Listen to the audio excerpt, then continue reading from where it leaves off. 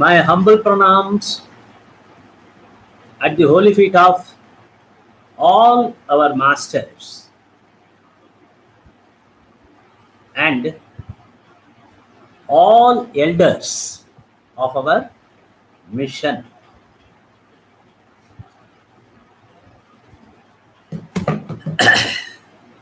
Good evening,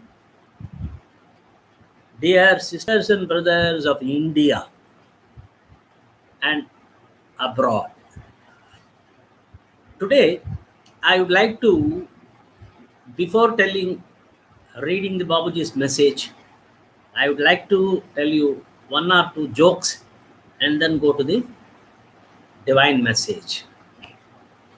The thing is, in my personal life, see, I would like to tell you, my great grandfather was a Sanskrit scholar, Mahopadhyaya, he was called, and his name was Kapisthala Deshikacharya. So he hailed from Kapisthala, that is one place at Mayavaram, Kumbakonam in Tamil Nadu. We are basically Tamilians, but we have migrated to Tirupati, that is to the Andhra Pradesh, to the AP, Andhra Pradesh, Chittoor district. And my great grandfather was a Sanskrit scholar. He used to give sermons and lectures to all throughout India. And I was learned that he has entered in the books of Guinness Books of World Records. Such a great philosopher, what I have learned from my grandparents and parents. Now I would like to tell an instance happened in his life. So once, he used to go to each village, each town and cities like that along with his followers and go on teaching Visishtadvaita philosophy to the masses. But what happened once, he was staying in a village, Agraharam, they say, in a village, sacred village. And the next village, Pandits are there, scholars are there. They were having prejudice over him, over my grandfather, this Kapisthala Desikacharya. Because they had that jealousy, they want to insult him in front of all, such that indirectly they can dominate. That is, indirectly they can prove or they can show themselves that they are greater than my grandfather and his followers. That was the something prejudice and grudge they were having, those village people, village pandits. So they called my grandfather. They invited my grandfather and his followers for a congregation, spiritual congregation. Because spiritual discourses, lectures, congregations will be held in the temple, that village temple. So my grandfather, because when he was invited, he went along with followers to that village to give sermons, to give speeches about philosophy, that our literature, scriptures, scriptural knowledge. And he wants to give his lectures on Visishtadvaita.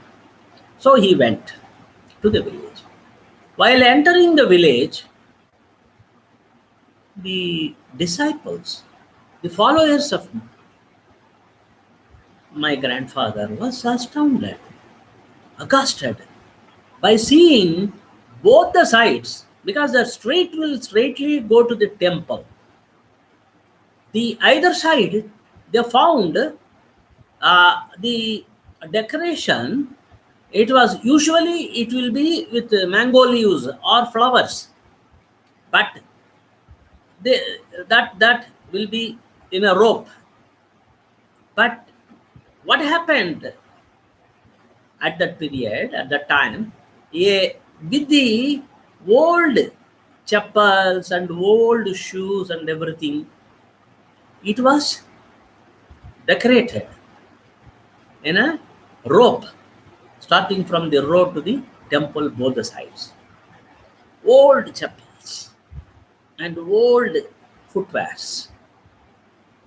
This, my grandfather did not notice that, and he was going inside to the temple. These followers also, they were following him without asking, without telling him that he is invited. He is he is invited with the chapels, both the sides, the old footwears. So he went to the temple and he sat there, and all the pandits and scholars and everyone, the temple means that village people, they sat. They know about his what is this? His exemplary, his speech on Visishtadvaita and everything. So he started uh, speaking on Visishtadvaita, and the people were completely, they were satisfied. He has given a beautiful speech, and the people of that village and the priest, they were greatly satisfied. And then they thought that they have done a mistake. All the elderly people, they sit together, they spoke after the speech. That they discussed that they have done a very, very great, grave mistake by treating him, by welcoming him with the old footwears, that they should not have done it. What to do? He must have, the my grandfather must have been hurt along with his followers by welcoming in that manner.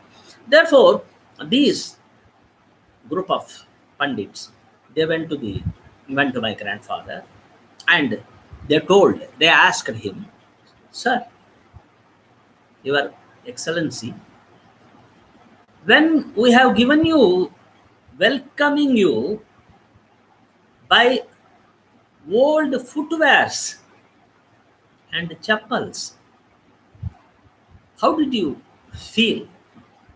Have you been hurt?" Like that they've asked.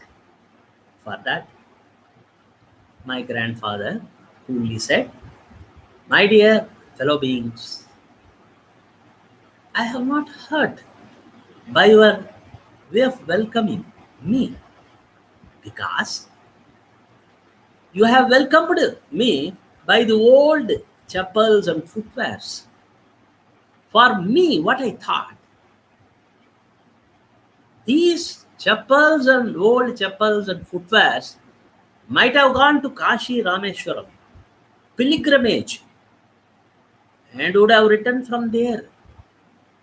Therefore, it is these chapels have visited the great Lord at Kashi and Rameshwaram pilgrimage centers with such footwears.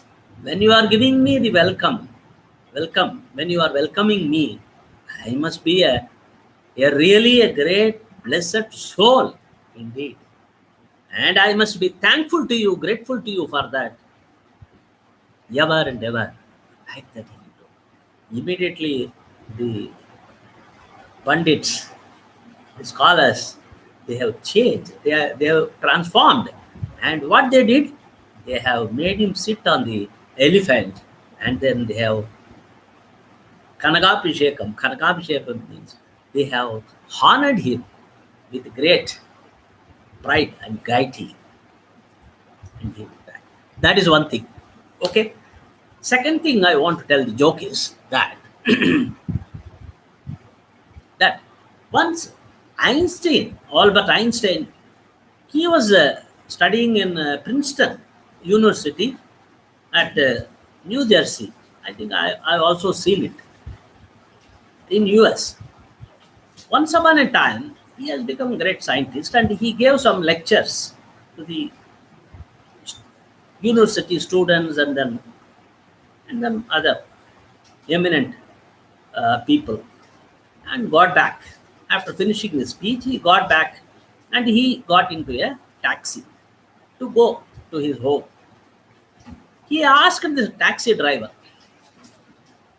Mr.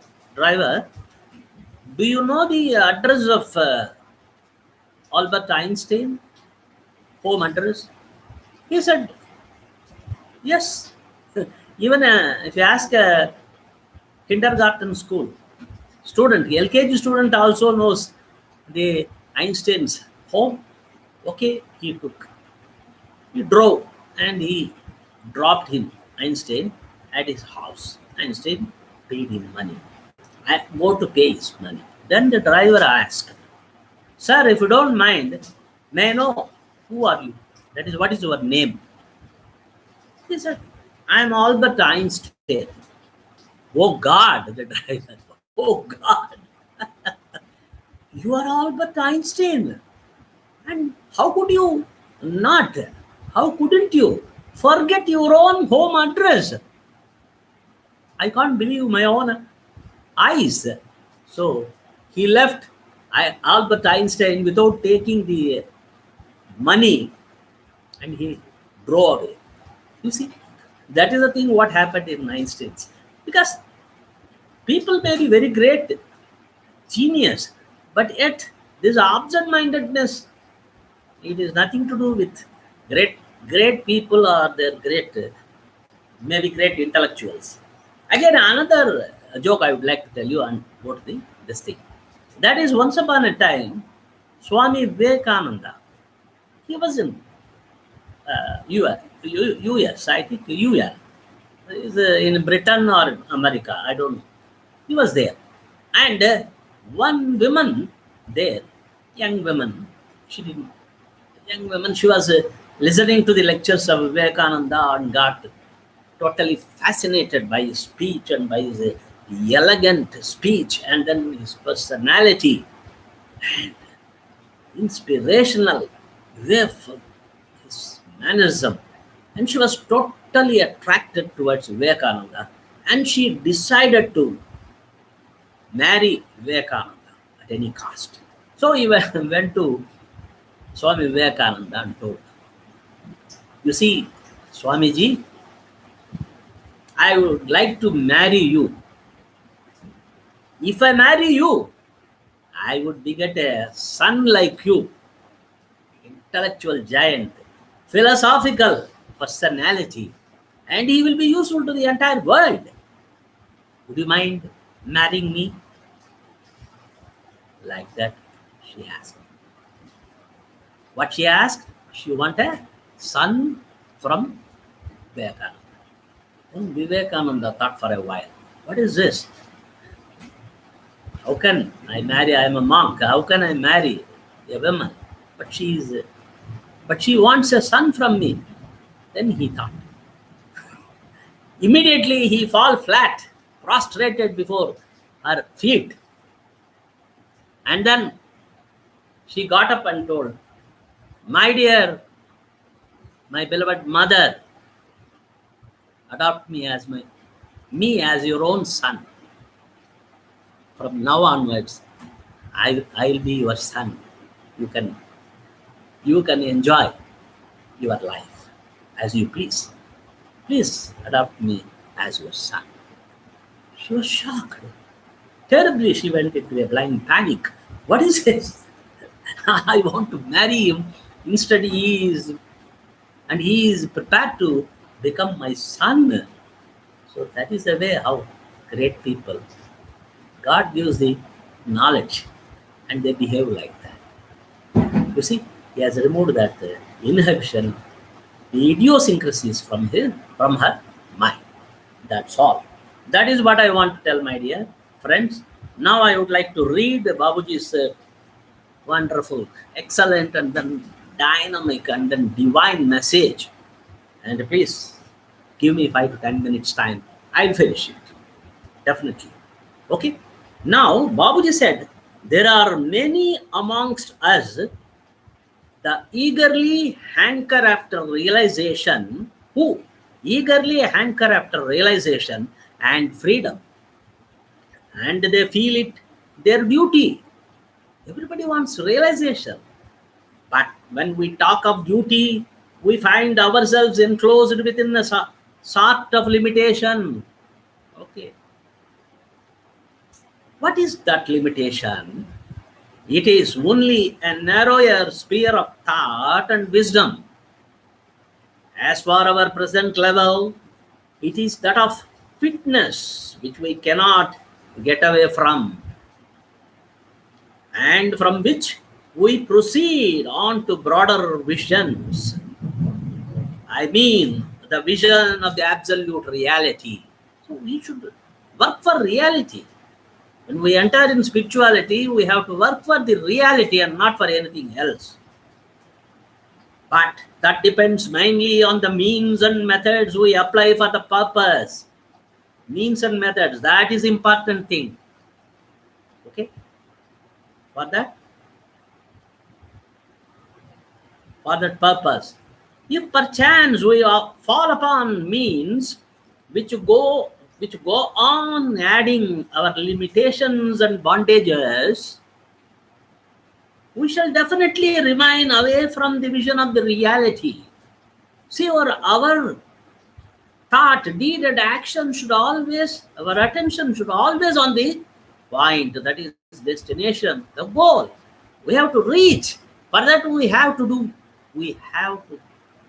means we have to be prepared to do anything. Only then we can achieve it. Otherwise, we'll feel we can never get success. That is because we shall definitely remain away from the vision of reality, absolute. There may be methods to suit the temperament of particular individuals, but which may basically be wrong, or in other ways insufficient, and may serve like a toy for a child to play with, only to offer him a temporary lull, but which may lead him further to temptations for more and more enjoyment of pleasures and happiness. This is the thing what Babuji Maharaj is emphasizing. And we have to agree, accept what he says. That is the drawback in each and every human being in this world. Because we desire. Even when we enter in spirituality, we want what we aspire. We want in our own, what we desire, that we want. We want happiness. We meditate. The meditation is done for happiness. Meditation is done for satisfaction. Meditation is done for peace of mind. Meditation is done for material purpose, to solve our problems, for the fulfillment of our desires. For all these things, if a person does meditation, that meditation will not lead him to the goal or to the ultimate reality, but it will lead him to what he desires.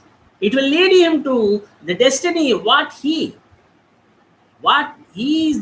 he is the master of destiny, and he will, according to his wish, the destiny will be formed. Therefore, Babuji Maharaj simply is telling, it is not one's own desirous way of reaching the ultimate. It can never be. There are rules, set of rules and regulations. The disciplines are there.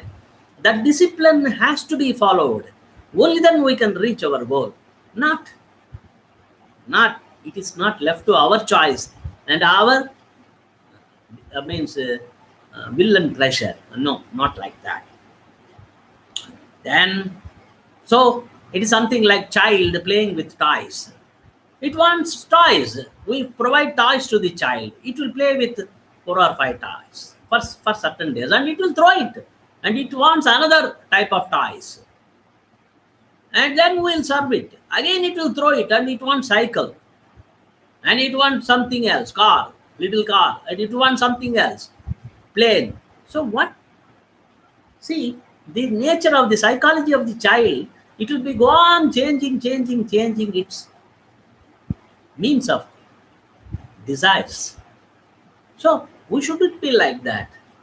We cannot be like that in spirituality. We cannot go on changing our goals in spirituality or our desires, our wishes. No, we cannot change like that. Our masters, our missions, our methods, that also it is improper. Spirituality, it will not work. We have to adopt a procedure. That is what Babuji is telling, not playing like a child. It is not a child's play, spirituality. It is a very serious thing. And we have to follow adopt. We have to adopt sincere and disciplined ways. Only then we can reach our goal. Thus, that may perhaps be charm to induce him further on the path of happiness. Temptation. Children will get a temptation. Each time they want different toys. So we should not get such temptations in spirituality. We should have only one goal, one mission, one method, and one master. So that should be there always. Only then we can reach our goal. That is what Babuji is telling. Temptations, our desires, our wishes, our wants. No. That and all will not work in spirituality. But that may perhaps be the charm to induce him further on the path of happiness. Okay? Happiness. But so long as he remains held up by the charm of it, his progress gets frozen. So when we enter with some temptations, with some desires, some sort of material acquisitions, when we enter in spirituality, we are the number one. We will face failures. We will never succeed in spirituality. What Babuji is telling. He may well be compared to a frog in the well who thinks his own narrow sphere to be the whole universe. So again, another thing. This is what I am thinking. What is my concept? And what my religion says. So many people are there. Even Abhyasis are there. What my elders say. What is my religion? Religious scriptures say. That's all. That is what I will adopt. Even in spirituality, I will go. I will not leave my superstition. If he thinks like that, even such people cannot attain that ultimate reality. But so long as he remains held up by the charm of it, his progress gets frozen. He may well be compared to a frog in the well who thinks his own narrow sphere to the whole universe. But if our present level inspires within us a consciousness of a higher type of happiness, of infinite character, we may be awakened to the idea of going further into the sphere of limitlessness. So, we have to not only the happiness, material happiness, that is a temporary, but we have to aim for eternal happiness, and we can enjoy that. We can progress spiritually and we can reach that eternal happiness. And so therefore, this is why they say that for every grain of knowledge, the wisdom required must be at least 10 times greater. If that much of wisdom is there, the goal shall definitely be in our view, and we shall be inspired more and more to proceed on into the sphere of reality. We have to use our wisdom. That is Babuji Maharaj is telling. Whatever we gain spiritually, we should not get satisfied. We should use our wisdom and get more and more progress. Only then we will have fast and speedy progress. We can completely, one day, we can acquire the entire treasure of nature, the ultimate reality. So that should be our motivation. So therefore, what he says, the wisdom required must be at least 10 times greater. If that much of wisdom is there, the goal shall definitely be in our view, and we shall be inspired more and more to proceed on into sphere of reality. But the difficulty arises when we remain held up by our own resourcefulness applied for our advancement. When it is so, the idea of freedom does not even crop up in the mind. So, we have narrow mindedness, we enter spirituality with narrow mindedness. The question of even a single idea about the reaching our goal will never arise in our mind. That is what Babuji is telling. When so, that is really a sad tale of our own. Sad of our own. That's a sad tale. So that is our sad story, tragedy. We'll end with a tragic story and not successful story. Such persons ever remain a prey to their own thoughts, which go on adding veil after veil in their thinking and practicing. Even in spirituality, we must be purposeful. We have to analyze, we have to search, we have to understand what we are doing, what is we are gaining in spirituality, and what is that? The master, so called the great master chosen by our own self, and what we are getting from that master, and what spiritual advancement or evolution we are seeing, perceiving. We have to test ourselves, examine ourselves, diary, note down on the diary, day to day. We have to maintain a diary and see that there is any progress or any improvement or any sort of advancement in us in spirituality. And we have to go on testing, we have to go on this observation, experiment, and the inference we have to go on doing in spirituality. And we should not get satisfied with a little peace of mind, little calmness, a little tranquility, and a little a type of transcendental state. We should not get that will definitely that will follow when we are seriously practicing. So many experiences, colorful experiences will be getting, will be experiencing by us. But we should not get satisfied until we reach our goal. Then we're completely satisfied with ourselves. That is the thing what we have to aim at. Okay. So that is really a sad tale of our own. Such persons ever remain a prey to their own thoughts, which go on adding veil after veil in their thinking and practicing. They have, so to say, fashioned themselves so rigidly into their own ways that they would never listen to the ways suggested to them for extricating themselves from the measures. That is what Babaji is telling. So one must be very, very careful in dealing with the spirituality, in dealing with the spiritual discipline. So we have to enter spirituality only for reaching our goal, nothing else, not even a penny, no, nothing. We have to go on with that only till our last breath. Patiently, we have to maintain patience, forbearance, tolerance, whatever it is required. We have to receive from the great master. Whatever the guidance, whatever the gifts, whatever the boons, whatever the blessings, whatever the training, that may be punishment, that may be suffering, that may be misery, that may be trouble, torture, that may be reverses, that may be tsunami, that may be earthquake, that may be pandemic, that may take away our life. Such a type of critical diseases, critical situations, whatever it may be, that the master gives, that we have to take it as a boon, heavenly gift, and we have to get completely satisfied and pray at his and stay and remain at his holy feet forever, ever grateful to him. That is how we have to develop ourselves.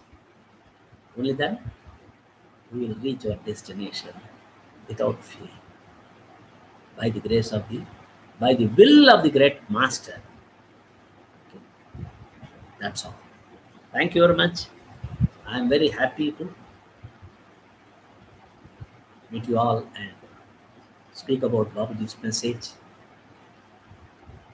We will meet again by the will of the great master. Till then, I take leave. Om Shanti.